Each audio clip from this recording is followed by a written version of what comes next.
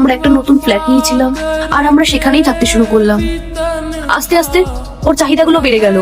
হঠাৎ জানতে পারলাম ওর একজনের সাথে অ্যাফেয়ার আছে, আর সেটা বিয়ের আগে থেকেই। আমি আমার হাজবেন্ডকে জিজ্ঞাসা করেছিলাম কে ওই মেয়েটা। তখন ও আমাকে বলল ও নাকি ওর ছোটবেলার বন্ধু।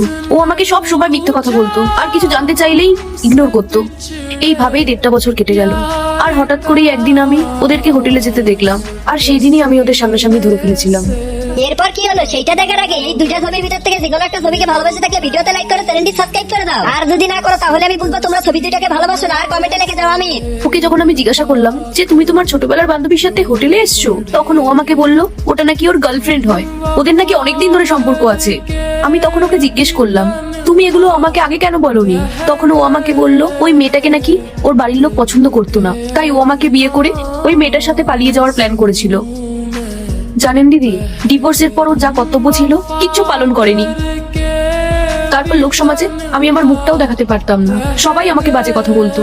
তারপর কাজের ওখানে আমাকে এমন ভাবে ফাঁসিয়েছে, সবাই ভাবতো আমি খারাপ, আর এই কারণে আমার জবটাও চলে গেছিল।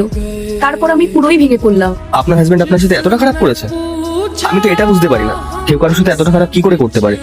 আর আপনারা তো দুজনকে ভালোবেসে বিয়ে করেছিলেন, তারপরেও এরকম করলো। আচ্ছা, ও যখন আপনাকে ছেড়ে দিল তখন তো আপনি নিজের বাড়িতে চলে যেতে পারতেন। ওর জন্য যেদিন আমার বাবা মাকে ছেড়ে চলে এসেছিলাম, সেই দিন আমার বাবা মা বলেছিল আমি যেন কোনো দিন আমার মুখ বাবা মাকে না দেখাই।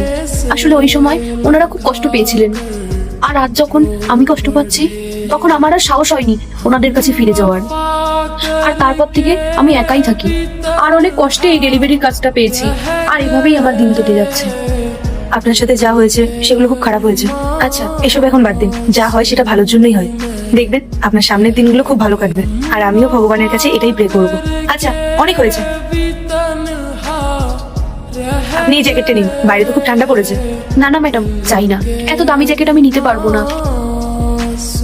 ডেলিভারি করে সামান্য 300-400 টাকা ইনকাম করি, এত দামি জ্যাকেট পরলে সেটা ভালো দেখাবে না।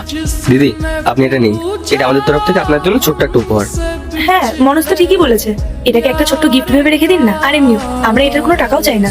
আর এই জ্যাকেটটা একদম নতুন, আমি একদিনও পরিনি। আপনি এটা পরলে আমার খুব ভালো লাগবে, নিন না।